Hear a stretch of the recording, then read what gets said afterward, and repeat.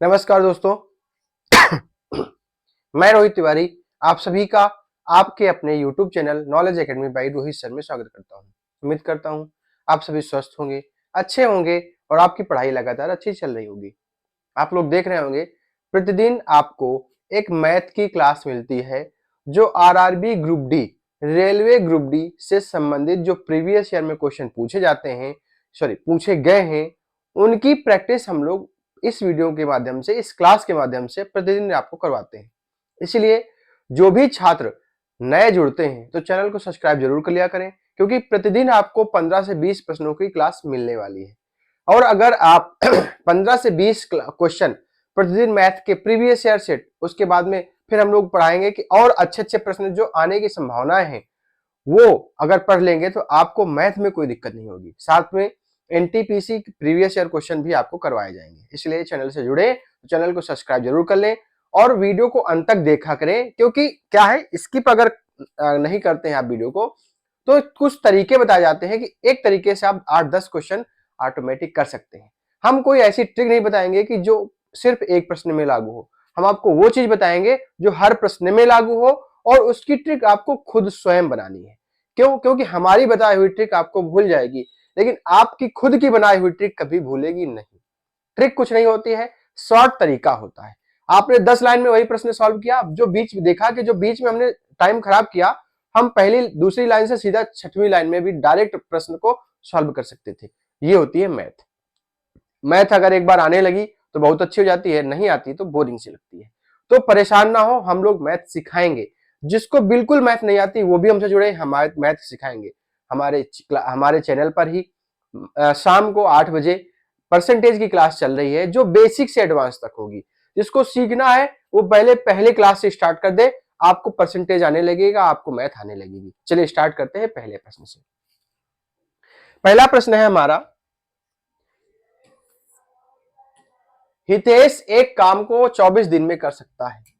हितेश एक काम को अकेला अगर काम करे तो 24 दिन में, और जनेश इस काम को अकेला 30 दिन में पूरा कर सकता है। एक कोई काम होगा, उसमें कह रहा है कि अगर वो अकेले काम करे हितेश तो वो 24 दिन में काम खत्म कर लेगा। अगर जनेश अकेले पूरा काम करे तो 30 दिन में काम खत्म कर लेगा। समझिएगा, ईशान की सहायता से वे, समझिएगा, ईशान की सहायता से वे, ये इंपॉर्टेंट है। ईशान की सहायता से वे, किसकी सहायता से? ईशान की सहायता से वे कौन? हितेश और जनेश मिलकर के उस काम को 10 दिन में पूरा कर लेंगे। ठीक, पूरा कर सकते हैं। ईशान इस काम को अकेले कितने दिन में पूरा करेगा ये बताना है। ठीक, देखिए समझिएगा। करा, हितेश को मान लेते एच। अगर एच अकेले किसी काम को करता है तो 24 दिनों में काम को खत्म कर लेता है। ठीक, अगर जनेश अकेले उस काम को करता है तो 30 दिन में खत्म कर लेता है। लेकिन हितेश प्लस जनेश प्लस ईशान अगर मिलकर के साथ में काम करते हैं तो काम को 10 दिन में पूरा कर लेते हैं। इसका मतलब यह है कि सबकी क्षमता अलग अलग रही होगी। तो हम पहले पूरा काम एक करेंगे तो पूरा काम क्या होता है, इन तीनों का एलसीएम अगर ले लेंगे तो वहां से टोटल काम निकल के आ जाएगी और उनकी क्षमताएं भी निकल के आ जाएंगी। 24, 30, 10 का एलसीएम हो जाएगा 120। हमने काम मिले, पूरा काम मान लीजिए, पूरा काम है हमारा 120। कितना काम? 120। अगर इस काम को 120, अगर 120 काम को 24 दिनों में हितेश अकेले कर रहा है तो ये पूरा काम कितने दिन में खत्म कर लेगा? 5 की क्षमता से करेगा तो 24 दिन में खत्म कर लेगा। देखिए 5 चौक 20, अब 5 दूनी 10 तो 12। इसका मतलब उसकी क्षमता हर दिन की 5 थी। 5 काम करेगा प्रतिदिन तो 24 दिन में काम को 120 काम को पूरा कर लेगा। वही अगर इससे इसको भाग दे तो यहां से आ जाएगा 4। ये इसकी क्षमता अकेले की 4 है, इसकी क्षमता आ जाएगी 12। कितनी आ जाएगी? 12। ठीक, समझिएगा। प्रश्न में पूछा गया है ईशान कौन से काम को, 120 काम को, इस पूरे काम को अकेले कितने दिन में पूरा कर लेगा। तो यहां से हमें हितेश जनेश की क्षमता निकल के आ गई 5, 4, 9। 9 क्षमता इन दोनों की है और तीनों की मिलाकर के क्षमता थी 12। तीनों की मिलाकर के क्षमता थी 12। तो 12 में से अगर 9 घटा दे, हितेश और जनेश की क्षमता निकाल दे तो बचेगी किसकी? ईशान की क्षमता बचेगी। ईशान की क्षमता कितनी बचेगी? 3। तो 3 की क्षमता से करेगा 120 काम, तो कितने दिन में खत्म कर लेगा? 40 दिन में काम को खत्म कर लेगा और आपका आंसर आ गया। खत्म प्रश्न। अगला क्वेश्चन, बहुत बढ़िया प्रश्न है और समझने की बात है। अगर आप एक्स पे जाएंगे तो आप पूरा पेज भर डालेंगे तो भी आपका आंसर निकलने वाला नहीं है, इसलिए आराम से प्रश्न को करेंगे और बिना एक्स के सॉल्व करेंगे। देखिए, 4 संख्याओं का माध्य 22 है। 4 संख्याओं का माध्य 22 है, इसका मतलब जो 4 संख्या है सभी 22 है। तो हमने कहा, मान लीजिए संख्या हमने मान लिया ए, बी, सी और डी, ये संख्या है। टोटल संख्याओं का माध्य 22 है, तो टोटल संख्याओं का योग क्या हो जाएगा? टोटल संख्याओं का योग क्या हो जाएगा? 88 हो जाएगा। क्या हो जाएगा? 88 हो जाएगा। टोटल संख्याएं हो जाएगी 88। 22 चौको 88, ठीक है, कोई दिक्कत नहीं। उनमें से सबसे छोटी 3 संख्याओं का माध्य 19 है। इसका मतलब कह रहा ए, बी, सी, उनमें 3 संख्याएं हैं, सबसे छोटी पहली हमने इनको मान लिया, इनका माध्य दे रखा है 19, तो 19 या 57, टोटल संख्या कितनी हो जाएगी? 57। तो अगर हम इससे इसको घटा दें, इससे इसको घटा दें, तो हमें डी पता चल जाएगा। हमें क्या पता चल जाएगा? डी पता चल जाएगा 31 है। कोई दिक्कत? इसका मतलब जो डी का मान होगा वो 31 होगा। क्या होगा? 31। भाई ए बी सी डी से 88 में से 57 घटा दे ए बी सी, तो बचेगा कितना? 31 बचेगा। अब कह रहा है यदि आंकड़ों की रेंज 15 है, रेंज मतलब ये बड़ी संख्या, ये सबसे छोटी संख्या, इसका अंतर दे रखा है 15, तो मतलब d माइनस ए दे रखा है 15। कोई दिक्कत? तो ये ए उधर जाएगा, ए बराबर आ जाएगा d 31 माइनस 15, ए आ जाएगा 16, ए आ जाएगा 16। अब ध्यान दीजिएगा, कुछ भी नहीं करना, जो हम बता रहे, आप प्रीवियस ईयर का इसका सोल्यूशन देखिएगा, आप प्रीवियस ईयर वाले क्वेश्चन में सोल्यूशन देखिएगा, ध्यान दीजिएगा कैसा सोल्यूशन आया, तब आपको पता चलेगा कि हम क्या बताने जा रहे हैं। यहां से हमें पता चल गया 31 ये है और 16 ए बराबर 16 और डी बराबर 31 है। यहां से किसी को कोई दिक्कत नहीं होनी चाहिए। अब कह रहा है तो सबसे बड़ी 3 संख्याओं का माध्य, सबसे बड़ी 3 संख्या मतलब बी सी डी का माध्य बताना है, बी सी डी का माध्य बताना है। ठीक, तो हमें डी तो पता है 31, डी हमें पता है, समझिएगा, डी हमें पता है 31, और यहां से ए अगर घटा दें, इसमें से ए घटा दें तो बी और सी पता चल जाएगा, बी और सी पता चल जाएगा। तो 57 में से 16 घटेगा, कितना जाएगा? 1, 7 में से 6 जाएगा 1, 5 में से 4 जाएगा 1, 5 में से 1 जाएगा 4। इसका मतलब बी और सी 41 है। क्या है? बी और सी 41 है। तो बी और सी 41 और डी 31, टोटल कितना हो जाएगा? 72। ठीक है, अब इनका माध्य बताना है, तो माध्य के लिए क्या करेंगे? 3 संख्या 1 2 3, 3 का भाग दे देंगे, कितना आ जाएगा माध्य? 24 आ जाएगा। बस कुछ नहीं, आपको सोचना है इस प्रश्न को। अगर आप एक एक लाइन सोच के, एक एक लाइन पढ़ के सॉल्व करेंगे तो आसानी सॉल्व हो जाएगा। अगर आप इसका सोल्यूशन अगर देख लेंगे तो आप इसको प्रश्न को छोड़ने की कोशिश करेंगे। जो प्रश्न में कहता जा रहा है वही करते जाना है। पहले कहा ए बी सी डी का माध्य देखा 22, तो total A B C plus total हो जाएंगी, संख्या हो जाएंगी 88। यहां से ए बी सी बराबर दे रखा है 19, तो माध्य दे रखा है तो 19 से 57 हो जाएगा। अब यहां से डी निकल के आ गया 31। अब यहां से डी अगर 31 निकल के आ गया तो डी माइनस ए, आंकड़ों की रेंज, रेंज क्या होती है? बड़ी संख्या से सबसे छोटी संख्या, सबसे बड़ी संख्या से सबसे छोटी संख्या होती है रेंज। तो डी माइनस ए बराबर 15, तो 31 में 15 घट जाएगा, बराबर ए आ जाएगा, ए बराबर आ जाएगा 16। जब यहां से ए बराबर अगर 16 निकाल लिया तो बी और सी पता चल जाएगा 41। अब पूछा गया बी सी डी का मान 41, डी का मान 31 बराबर 72, और 3 संख्या है, 3 से भाग दे देंगे, 24 आपका आंसर आ जाएगा। अगला क्वेश्चन ध्यान दीजिए, एचसीएफ वह बड़ी से बड़ी संख्या जो 88 और 220 को दोनों को विभाजित कर दे, वह बड़ी से बड़ी संख्या होती है एचसीएफ। हालांकि ये 2 से भी विभाजित है, 4 से भी विभाजित है, 22 से भी विभाजित है, लेकिन हमें सबसे बड़ी से बड़ी संख्या बतानी है जो 88 और 220 को विभाजित कर सके। तो 44 हमारी ऐसी संख्या है, 44 हमारी ऐसी संख्या है जो 88 और 220 का एचसीएफ है। 44 ये हमारी एक ऐसी संख्या है जो इनका एचसीएफ है। ठीक, अगला क्वेश्चन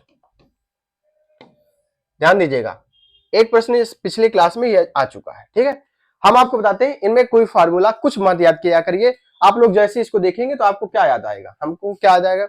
पहला चतुर्थांश प्लस प्लस था, दूसरा चतुर्थांश माइनस प्लस था कि प्लस माइनस था। अगर आपने रटा है तो, अगर आपने समझा है तो ये सब सोचने की जरूरत ही नहीं पड़ेगी।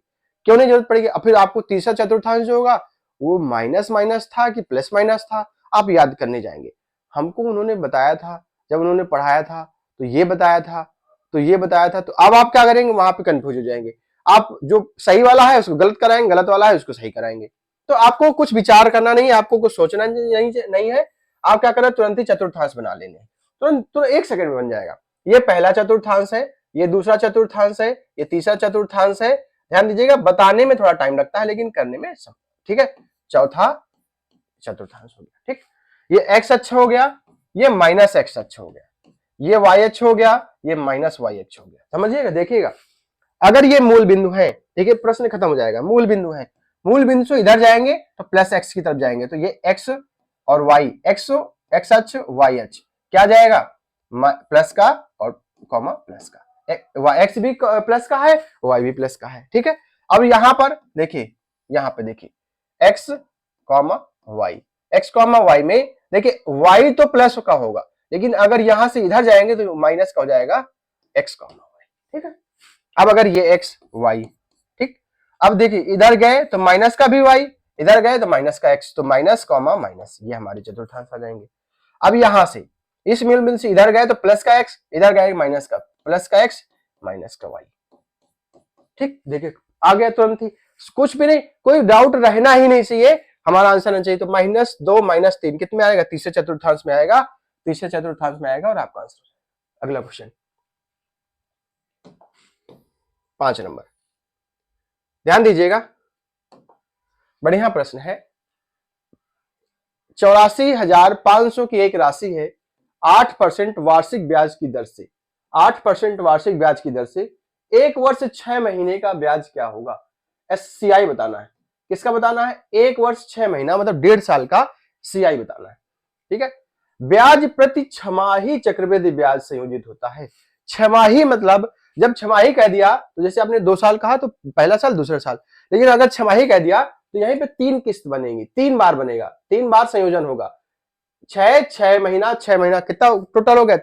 3 6 के 3 बार होंगे, 3 बार हमें ब्याज मिलेगा। पहले 6 महीने में, फिर अगले 6 महीने में, फिर अगले 6 महीने में 3 बार ब्याज मिलेगा, क्योंकि यहाँ पे कहा छमाही।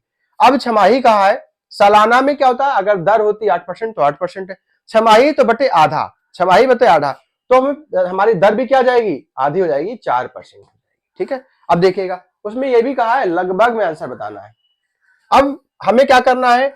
8 4 5 00 का 4% निकालना है।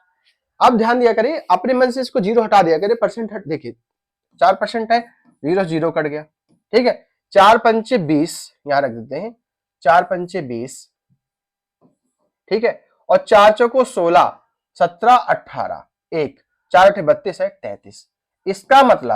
इसका मतलब हमें यहां से 3380 रुपया पहले छमाही का 3380 रुपया मिल जाएगा, दूसरी छमाही का भी हमें 3380 रुपया मिलेगा, तीसरी छमाही भी हमें 3380 रुपया मिलेगा, प्लस अब 3380 का ब्याज भी तो मिलेगा।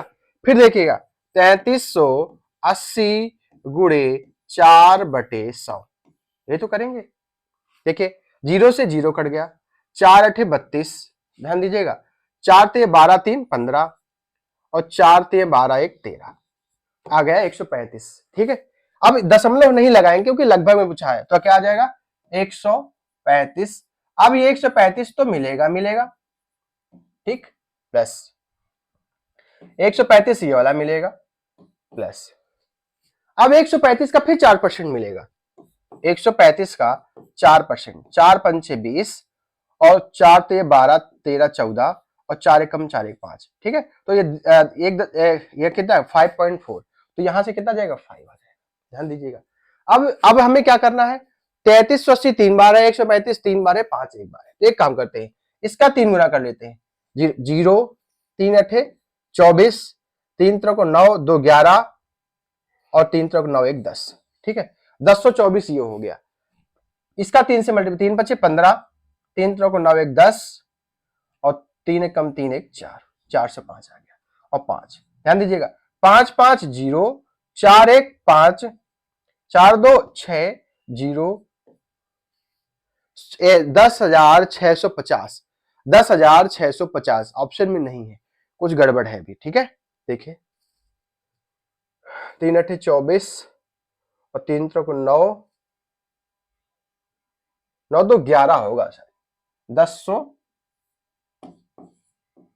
3 8 24 और 3 3 9 1 9 2 11, 3 3 9 1 10। ठीक है, ये आएगा। ठीक है, तो देखिए 5 4 4 1 5 और 0 0 कितना आएगा, 10,550, 10,550 आपका एक ही ऑप्शन में 10,551, यही आंसर हो जाएगा। आगे बढ़ जाए, लगभग में पूछा था। ठीक है, तो ये इतना आपको करना पड़ेगा, थोड़ा सा पर पॉइंट में है इसलिए थोड़ा सा कठिन हो गया, तो कठिन नहीं है। अगर आपकी कैलकुलेशन अच्छी है तो आप अच्छे प्रश्न को अच्छे तरीके से सॉल्व कर सकते हैं। अगले क्वेश्चन ध्यान दीजिए, 6वां नंबर क्वेश्चन।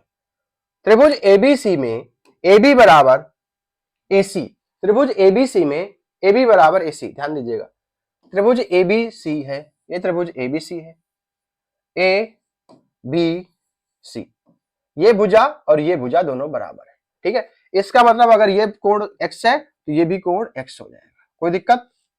आमने सामने की भुजाएं बराबर तो आमने सामने के कोण भी बराबर होते हैं। ठीक है, ए बराबर दे रखा है, ये वाला मान दे रखा है 5x माइनस 30 डिग्री, कोई दिक्कत। त्रिभुज के तीनों कोणों का योग कितना होता है, 180, तो हम कह रहे हैं 5x minus 30 degree plus 2x is equal to 180। देखिए 5 2 7x बराबर, ये उधर जाएगा प्लस में हो जाएगा 21 हो जाएगा, एक बराबर x बराबर 30 किया जाएगा। जब x बराबर 30 डिग्री आ जाएगा तो पूछा है कोण B का मान, कोण B का मान x ही पूछा है, तो 30 डिग्री आपका आंसर हो जाएगा और आप इसको निकाल के आगे बढ़ जाएंगे, खत्म। अगला क्वेश्चन 7 नंबर, ध्यान दीजिएगा, बॉड मास से पहले डिवाइड करते हैं, फिर मल्टीप्लाई करते हैं, फिर प्लस करते हैं, फिर माइनस करते हैं।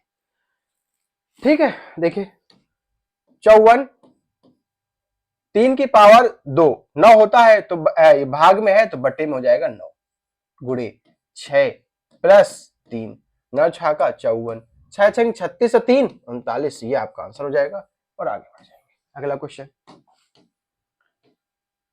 बहुत बेहतरीन प्रश्न है और ये आपके पेपर में पूछा गया है और पूछा जाएगा, ऐसा प्रश्न जरूर पूछा जाएगा। ठीक है, x square plus 4x minus 12, तो निम्न में से कौन सा x के सभी संभावित मान को व्यक्त करता है।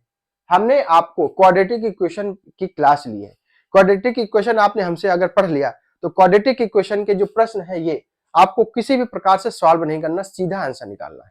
हम आपको बताएंगे, अभी बता देंगे। ठीक है, अगर x square plus 4x minus 12 बराबर 0 दे रखा है, ठीक है, तो हम पूरा दोनों तरीके से बता देते हैं। X square plus 4x minus 12 बराबर, ठीक, हमें 12 के ऐसे फैक्टर करने हैं, 12 के ऐसे फैक्टर करने हैं कि इन दोनों का गुणनफल 12 आए, इन दोनों का गुणनफल 12 आए, लेकिन घटाने पर इन दोनों को एक दूसरे से घटाने पर 4 आना चाहिए। तो इसका मतलब 6 और 2, 6 दूनी 12 और 6 में 2 गए 4 आ गया, 6 दूनी 12, 6 में 2 गए 4 आ गया। अब सबसे बड़ी बात यह है कि अगर 6 में से 2 गया 4 आ गया, 6 में से 2 गया तो 4 आ गया, इसका मतलब हमारे आएंगे फैक्टर 6 और 2, क्या आ जाएंगे 6 और 2, और यहां पे कोई वैल्यू नहीं है तो यहां पर बटे में कुछ नहीं करना। अब अगर ये प्लस माइनस का है तो इसको माइनस कर दीजिए, इसको प्लस कर दीजिए, आपका आंसर। तो एक बार माइनस 6 आएगा मूल, एक बार प्लस का 2 आएगा, तो यहां से क्या हो जाएगा, जो 2 है x से बड़ा है और माइनस 6 है x से छोटा है, तो जो 2 है x से बड़ा है और जो माइनस 6 x से छोटा है, तो यही आपका आंसर हो जाएगा। आपका क्या व्यक्त करेगा, माइनस 6x। ठीक है, अगला क्वेश्चन ध्यान दीजिएगा, तीन पाइप ए बी सी एक खाली टैंक को क्रमशः 15 10 5 मिनट में भर सकते हैं। जब टैंक खाली होता है तीनों पाइपों को एक साथ खोल दिया जाता है, टैंक कितने समय पश्चात भर जाएगा। हम कह रहे हैं 3 पाइप है, एक है ए, एक है बी, एक है सी। ये टैंक को 15 दिन में 15 मिनट में भर सकता है, ये टैंक को 10 मिनट में भर सकता है, ये 5 मिनट में भर सकता है। टैंक की क्षमता निकाल लेते हैं। टैंक की क्षमता दो तीनों का एलसीएम क्या हो जाएगा 30। इसकी क्षमता क्या हो जाएगी, क्षमता हो जाएगी टैंक की 30। हमने कहा ये 2, इसकी क्षमता आ जाएगी ये 3, क्या आ जाएगी 6। अब कह रहा है इस 30 लीटर पानी भरने के लिए, 30 लीटर पानी भरने के लिए यदि खाली टंकी है, 30 लीटर पानी भरनी है, खाली है ना तो पूरा भरना है, इन तीनों नलों को एक साथ खोल दिया जाता है। तो 6 3 9 2 11, 11 की क्षमता से भरेंगे, कितने दिन में खत्म कर देंगे, 30/11 दिनों में खत्म कर देंगे, या 30/11 मिनट में, 30/11 मिनट में टंकी को पूरा भर देंगे। खत्म आंसर। अगला क्वेश्चन, बढ़िया प्रश्न है ये, समझिएगा। एक लंब वृत्तीय शंकु की ऊंचाई और तिरछी ऊंचाई क्रमशः ये दे रखी है। एक शंकु है, एक ये शंकु है, बर्थडे की टोपी, ये शंकु है, ठीक है। ये यहां से यहां तक की त्रिज्या है, टोटल इस वृत्त का व्यास हो गया ये, ठीक है।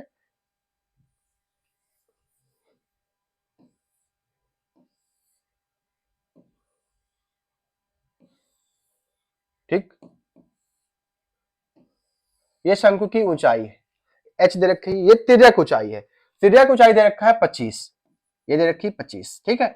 और ये दे रखी है, उसकी ऊंचाई दे रखी है √429, ये दे रखी है, ठीक है। उसने क्या पूछा है, शंकु का पृष्ठीय क्षेत्रफल, इसका मतलब πr/l पूछा है। l क्या होती है, उसकी तिर्यक ऊंचाई होती है, ये दे रखी है।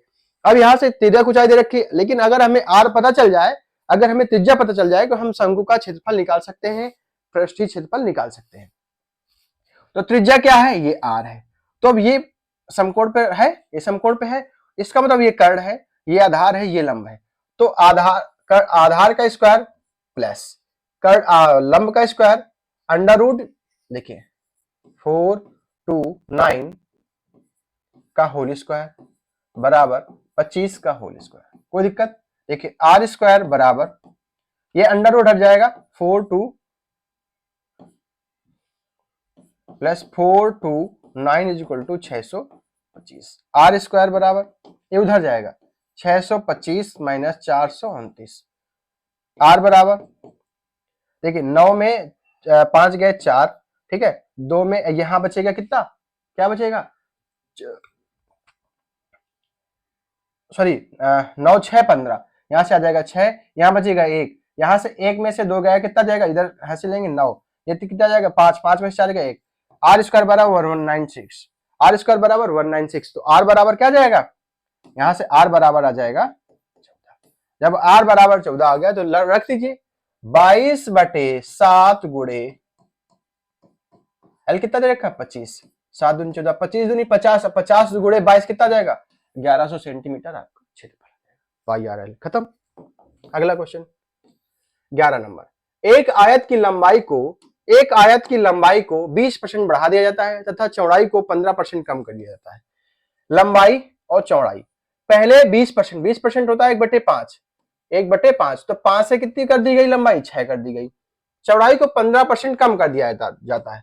15% की वैल्यू क्या होती है, 3/20, क्या होती है 3/20, तो 20 से कितनी हो गई 17 हो गई। देखिए 20 पंचे 100 से, 17 छक्का 102 हो गई, कितनी कम हो बढ़ गई, 2 बढ़ गई, कितने में से 100 में से, गुणे 100, 2% की वृद्धि, 2% की वृद्धि हो जाएगी, क्या हो जाएगी 2% की वृद्धि हो जाएगी, और इसमें कोई ऑप्शन नहीं है, 2% की वृद्धि होगी, क्या होगी 2% की वृद्धि हो जाएगी, खत्म।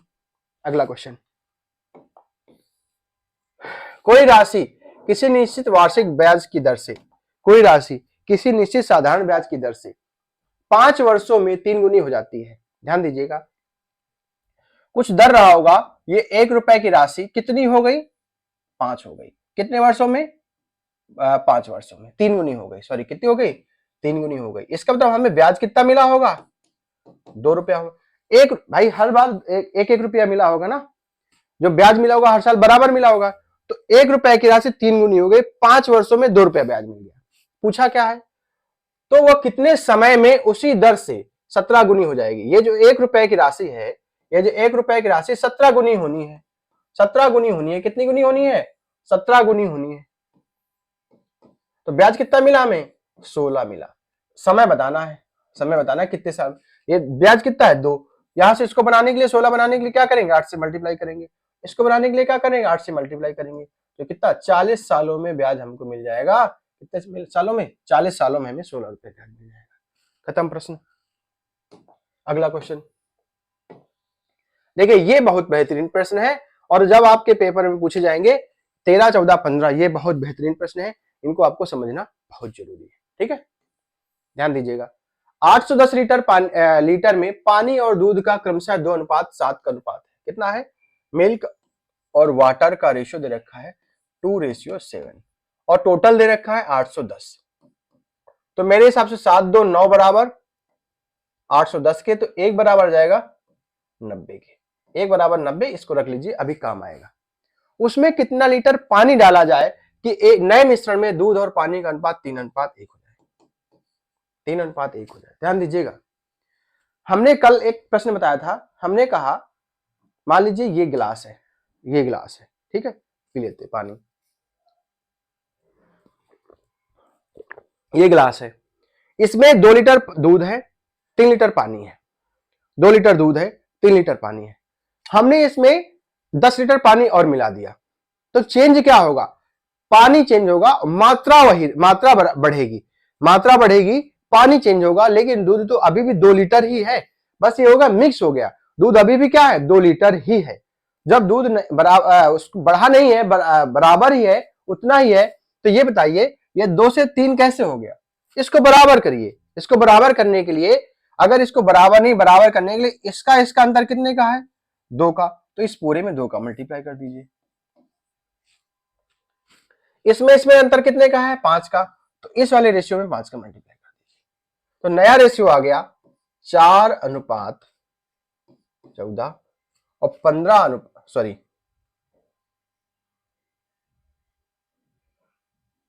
ठीक तो है, 5 या 15, ये तो गलत हो जाएगा फिर तो, सॉरी। उसमें कितने लीटर पानी डाला जाए कि नए मिश्रण में दूध और पानी क्रमशः 3:1 के अनुपात, 2:7, 3:1। अब ये 2 है, सॉरी,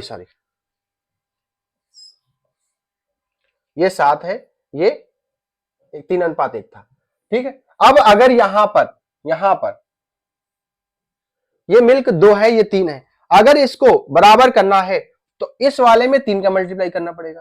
3 ये है, तो 3 का मल्टीप्लाई इसमें कर दिया, और इसमें इसको 2 बनाने के लिए इसमें 2 का मल्टीप्लाई करना पड़ेगा। तो 3 दूनी 6, 7 त्रिक 21, ठीक है। 3 दूनी 6 और 2 1 का, कोई दिक्कत? कुछ प्रश्न में गलती है। उसमें कितना लीटर पानी डाला जाए कि नए मिश्रण में दूध और पानी का क्रमशः 3:1 हो जाए? पहले 2:7 था, कितना लीटर पानी मिलाया गया? कुछ प्रश्न गलत है, इसको मैं चेक करता हूं, अगले वीडियो में देता हूं। कुछ प्रश्न गलत है, अभी ये सही नहीं है, ठीक है। तो इसको फिर से करते हैं बाद में, इस प्रश्न का आंसर हम बाद में देंगे, ठीक है। 14 नंबर क्वेश्चन, एक बर्तन में 2 द्रव हैं, एक बर्तन में 2 द्रव हैं ए तथा बी, जो 5:4 के अनुपात में है। ट्राई करिएगा, हो सकता है सही, मुझे अभी समझ में ना आ रहा हो। एक बर्तन में ए तथा बी 2 द्रव हैं, 5:4 के अनुपात में है, ठीक है।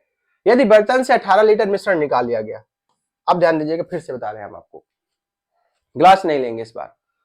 ये एक मान लीजिए एक बोतल है पानी की, एक पानी की बोतल है, इसमें 2:3 के अनुपात में मिल्क और वाटर था, 2:3 के अनुपात में मिल्क और वाटर था, और टोटल मिश्रण था मान लीजिए 90 लीटर, टोटल मिश्रण था 90 लीटर। अब इसमें से 30 लीटर हमने निकाल लिया मिश्रण, हमने अलग अलग तो निकाला नहीं, हमने मिश्रण 30 लीटर मिला दिया, तो निकाल लिया, तो बचा इसमें टोटल मिश्रण कितना बचा? 60 बचा। जब 60 बचा तो अभी भी इसमें 2:3 के अनुपात में बचा, और जो हमने 30 लीटर निकाला है, जो हमने 30 लीटर निकाला है, उसमें भी 2:3 का ही अनुपात है। सिंपल सी बात है, जिस बर्तन से हमने 30 लीटर निकाला, जो 30 लीटर निकाला उसमें भी जो निकला 2:3 के अनुपात में निकला, और जो बचेगा अभी भी 2:3 के अनुपात में बचेगा। बस क्या होगा? मिश्रण का टोटल चेंज हो जाएगा, ठीक है। हमने कहा इसमें कुछ लीटर टोटल था, हमने पता नहीं, इस बर्तन से हमने 18 लीटर, इस बर्तन से हमने 18 लीटर मिश्रण निकाल लिया। निकालकर बर्तन बी की उतनी ही मात्रा भर दी गई। तो यहां से रेशियो जो आया अभी भी, ए रेशियो बी, अभी भी निकालने के बाद अभी भी रेशियो आ गया 5:4। अब इसके बाद कहा इन्होंने कि बी को भर दिया, बी को भर दिया तो हमारा अनुपात आ गया 5:13। क्या आ गया? 5:13 आ गया। तो ये बताइए 5:13 आ गया, समझिएगा। हमने क्या मिलाया? बी मिलाया है। जब बी मिलाया है तो ए को चेंज नहीं होना चाहिए था, तो ए देखिए चेंज नहीं है, तो इसको बराबर करने की आवश्यकता नहीं है। तो कितना 4 से कितना हो गया? 13 हो गया। कितना मिलाया गया? 9। मेरे हिसाब से 9, क्वेश्चन में कितना? 18। उतनी ही मात्रा मिलाई गई ना, 1 बराबर 2 की। जब 1 बराबर 2 के आ गया तो हमने देखा यहां पर टोटल मिश्रण कितना है? 5 4 9, 9 गुणे 2 बराबर 18। इसका मतलब 18 लीटर टोटल मिश्रण यहां है, और 18 लीटर मिश्रण निकालने के बाद यहां पर 18 है, तो यहां पर कितना रहा होगा टोटल मिश्रण? 36 लीटर रहा होगा। कितना रहा होगा? 36 लीटर रहा होगा। और ये आपका आंसर। मुझे लगता है ये चीजें आपको समझ में आ गई होंगी। 5:4 के अनुपात में रहा, 18 लीटर मिश्रण निकाला गया, तो भी अभी भी रेशियो 5:4 के अनुपात में है। उसके बाद में क्वेश्चन ने कहा बी को मिला दिया गया, उतनी ही मात्रा 18 लीटर की मात्रा बी में मिलाई गई, तो अनुपात हो गया 5:13 हो गया। मेरे हिसाब से कितना मिलाया गया? 9। क्वेश्चन में 18, 1 बराबर 2 की। जब 1 बराबर 2 के आ गया तो 9 दूनी 18, यहां पे 18 लीटर है, तब 18 लीटर है जब हमने 18 लीटर यहां से निकाल लिया था। तो यहां पर कितना रहा होगा? आरंभिक कितना रहा होगा? आरंभ में बर्तन में कुल द्रव रहा होगा 36 लीटर। खत्म प्रश्न। अगला क्वेश्चन।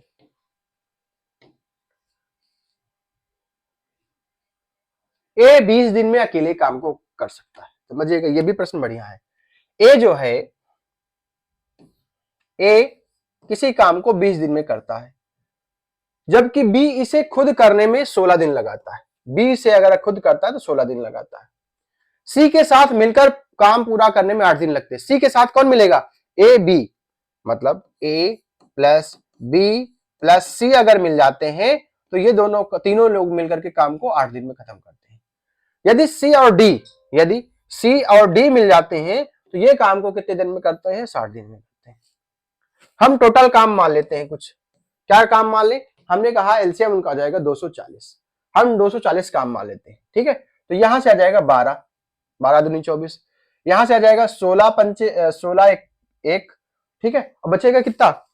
60। 16 पंचे 16 और 4 20 80 हो जाएगा। 8 बचेगा। 16 पंचे 80 15, ठीक है। 8 3 24 30 और 6 दूनी 6 चौको 24। यहां से आ जाएगा 4, ठीक। यहां से आ जाएगा 4। अब यहां पे ध्यान दीजिएगा, डी को अकेले काम करने में, डी को अकेले काम करना है। तो ये बताइए, ए बी सी की क्षमता दे रखी 30, तो ए बी सी की क्षमता अगर 30 है तो यहां से सी की क्षमता निकाल लें। हम सी की क्षमता निकाल लें तो सी की क्षमता निकल के आ जाएगी 15 और 12 कितना हो जाएगा? 22, 27 कितनी हो जाएगी? 27। तो सी की क्षमता कितनी आ जाएगी? 3 आ जाएगी।